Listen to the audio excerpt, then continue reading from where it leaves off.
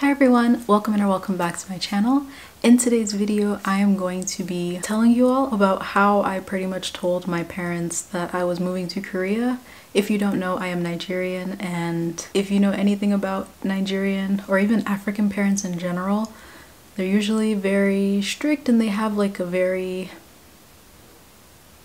certain plan for their children, especially those African parents that have immigrated to other countries like the United States or the UK. Yeah, it was definitely not easy, and I know that a lot of people have asked me about how I was able to convince my parents or how I was able to get their permission to move to Korea, because it's just not a thing for African parents or even Nigerian parents in general. Before we get started, if you enjoyed this video, please give it a thumbs up and subscribe to my channel.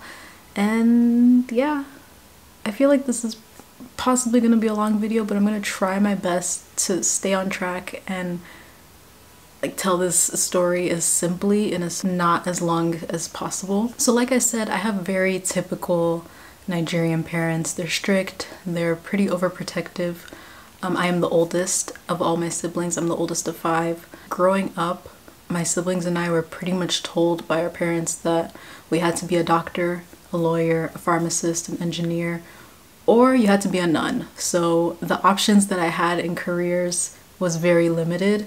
And I think as a kid, I was always very artistic and like being creative. And at a very young age, I was pretty much told, no, you're gonna be a doctor. You know, as a kid, you listen to your parents, especially African parents, and especially in the Nigerian community. Growing up in Houston, there are a lot of Nigerians, and every Nigerian that I was seeing, everyone that I pretty much looked up to, was becoming doctors and lawyers and pharmacists. So I always felt like I didn't really have a choice, especially being the oldest child in my family. I was just obedient and I listened to my parents and I did whatever they said. And you know, looking back, I do understand why my parents are like that. I do understand why African parents and just immigrant families in general, I do understand why they have this mindset. You know, they move to this different country to have these opportunities and experiences for their future children so they won't have to struggle the way that they did. But I just know that I can't live my life doing something that I do not want to do. Like, can you imagine being a doctor and hating going into your job every single day, and you're dealing with people, like people's lives are like, no. So I feel like I knew that it just was not the road for me, but I always felt like I didn't really have a choice. To skip through a lot of a very, very long story, I was pre-med in my undergraduate. I was studying to be a doctor and I hated it. I hated it every single day. There were days where I cried in the bathroom in university. I really hated my classes. Not everyone around me was very positive and uplifting. I will not lie. I didn't like it and I was not happy. I was very unhappy. I think halfway into my undergraduate studies, I decided to change my concentration from medicine to education, so I would become a science teacher. Middle school and high school science teacher. Of course, my parents hated it. Why are you becoming a teacher? You're basically downgrading. All your friends are gonna be doctors and living in big houses and nice cars, and you're gonna be in a rental car. Like, the things that were coming out of my parents' mouths, it was just like, really? Thinking back about it honestly hurts me, because like no child wants to hear things like that from their parents, you know? And I know that my parents love me and they want the best for me, but just hearing those words from them, it was just like, what? So yeah, it was really hard for me to change my major, but I still went ahead and did it. I think at that time, even though I pretty much never got a lot of support from my parents for changing my major, I still went through with it and I was so much happier. I was even able to get a scholarship that pretty much paid for the rest of my schooling for the last year and a half of my semester in university, so my parents didn't have to pay for anything. And it wasn't until I got that scholarship that they were like, okay, maybe maybe she did something right, but still, like, you're not going to be making a lot of money. Like, are you sure you want to be a teacher? You can still go to nursing school. Like, this was what I was still hearing even towards the end of my last year in university. And it was really hurtful, but I still kept going, and honestly, I was so much more happier. By this point, I had become a biology major with a secondary education concentration. So I was still in the science field, but more towards education and teaching. And at a point, I thought to myself, why limit teaching just here in the US or just in Texas when I could teach anywhere? I think in my head, I was thinking, I went through all of that trouble, all of that stress, all of that hard work to go through and change my major even without the approval of my parents. So why stop here? Why don't I just move to another country or something? Like, if I could at least change my major to something that is not medicine, then totally I could teach abroad. I feel like I was trying to pep talk myself like that, to encourage myself to look into teaching internationally. And I guess it worked because I did. That's how I discovered Traveling Nat, Mel on the Move, all of the big Black YouTubers that were teaching English in Korea. That's pretty much how I got so inspired to move to Korea and teach English, especially with the EPIC program. I was doing so much research. I probably read every blog post about EPIC and the application process, the interviews. I probably watched every Black YouTuber that was in Korea and about their experience being Black, and like, I watched and read so many videos and blogs about teaching in Korea, Hagwons, the EPIC programs, backup plans in case I didn't get into a Hagwon or the EPIC program. Like, I had backup plans upon backup plans in case it didn't work out. And as much as I was doing all of that research, a big part of me still felt like, why am I wasting my time when I already know my parents aren't gonna approve this? Like, who's gonna pay for this? Because if you don't know, applying to the EPIC program and just teaching in Korea in general is very expensive. I do have a video about that on my channel, about the timeline of applying to EPIC and how much I spent. It was a lot of money that I did not ask my parents for help. As time was getting closer to me coming towards graduation, like, it started really weighing on me. Like, do I really actually want to attempt this? And if I do, am I gonna tell my parents? And at the end of it, I ended up not telling them. So I applied to the program. I went through the interview, the application process, got accepted, sent in all my documents, and I did not tell my parents. I actually didn't tell my parents about Korea until November. I think it was actually a day before or a day after their wedding anniversary, which the timing of everything was just horrible. But I pretty much waited until as late as I possibly could have to tell them, because I just know how my parents are. If I had told my parents at the very beginning of the entire application process, I already know there would be no encouragement. There would be all the prayer circles to try to intervene and stop me from applying to this program. Like, I would have had every force they could have possibly had to stop me from applying to this program. And I feel like if I had that kind of negative support, then I probably wouldn't have gone through with the process. And to be honest, as much as it hurt to keep it from them, because honestly, at the point that I had told them that I was applying to the EPIC, that I had applied to the program and I had gotten accepted and I was pretty much just waiting for my placement, almost everyone knew. Almost everyone knew that I was moving to Korea. All my friends knew.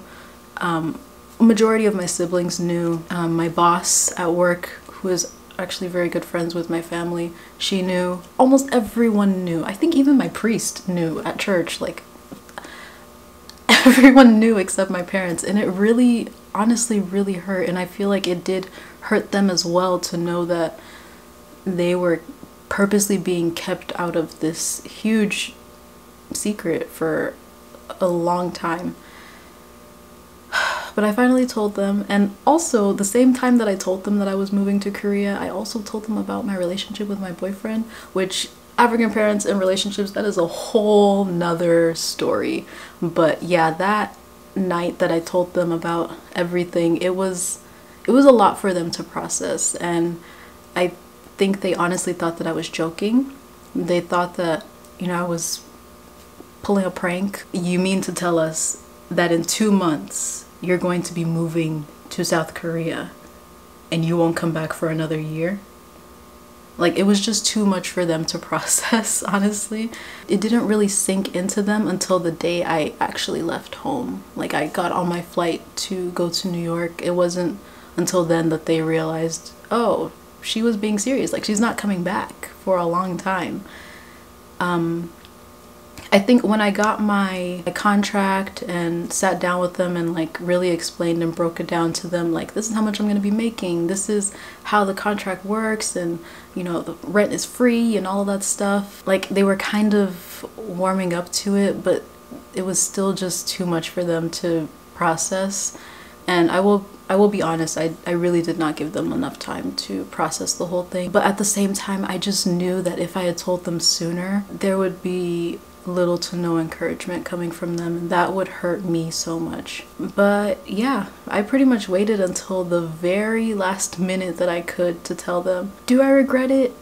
No. Now they see that I'm very happy here. They see that, you know, I'm making enough money to be able to survive and even save a little bit of money and still travel and have all these experiences, and the friends that I've met along the way here in Korea. Like, there's no way I would have been able to have met them in the United States. Hearing me talk about my students and my co-teachers and the relationships that I have with all of them, like, I think they are genuinely very happy for me, and they know that I'm very happy and that I'm safe and that this is what I want to do. And now they're very accepting of it. I think the first month that I was here, of course, it was very hard for them to process it, that their oldest child, who is also a woman, is gone, and you know, they can't just drive over and see how I'm doing, or, you know, like, I understand that it was very hard for them. That was a very stressful time.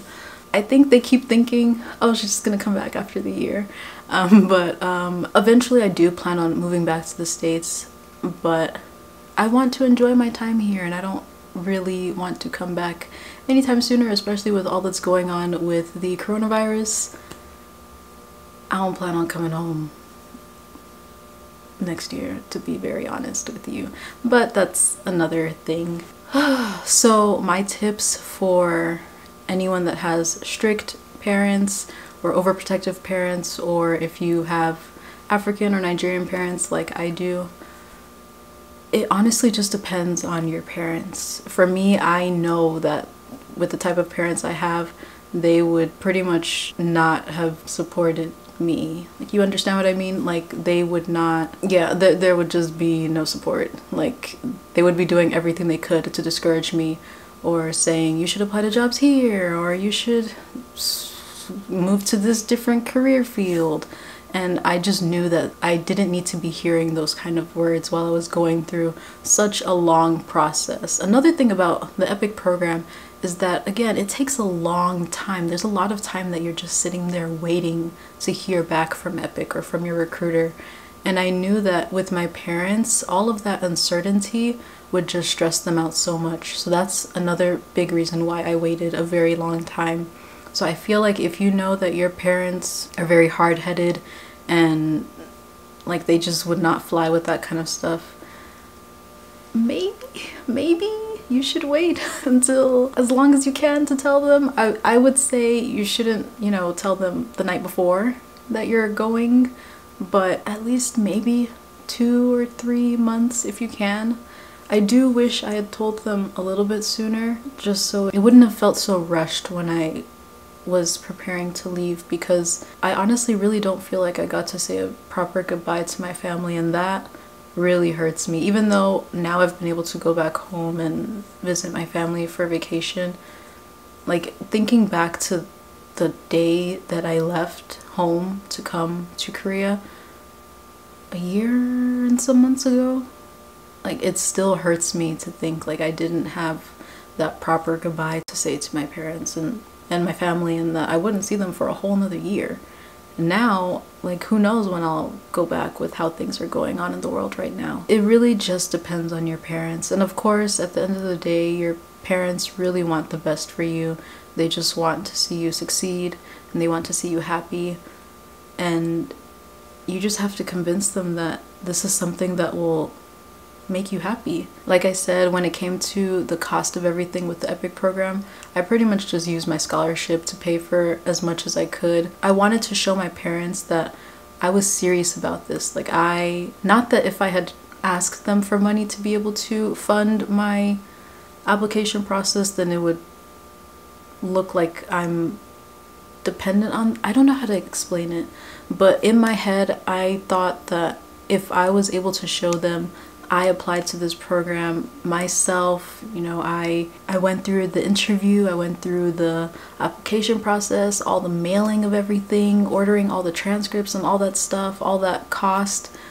Like, if I was able to go through all of that, then I'll be able to, like, I can depend on myself, and I can figure things out on my own, and I can be independent, whether I'm in the US or if I'm in another country. So I just really wanted my parents to see that. And yeah, it's been over a year and 2 or 3 months now, and I'm still here in Korea. They still haven't killed me. But yeah, I hope that my story of how I was able to tell my parents that I was moving to Korea, because I didn't convince them. I pretty much told them, I'm moving to Korea whether you like it or not. Like, this is set in stone. Like, you can't change this. So I hope that in me telling you how my experience was, it's maybe helpful to you or inspires you to be able to make a change that you've been wanting to change, whether it's your career path or moving to another country or studying abroad or maybe even a relationship with someone. I hope that it was helpful or inspiring to you. If you are Nigerian, let me know in the comments below, and if you've ever had some kind of experience like this, definitely share your story and your tips, because I'm sure tons of people would love to hear that advice, and I definitely would like to look at it as well. Thank you so much for watching, and I will see you in my next video. Bye!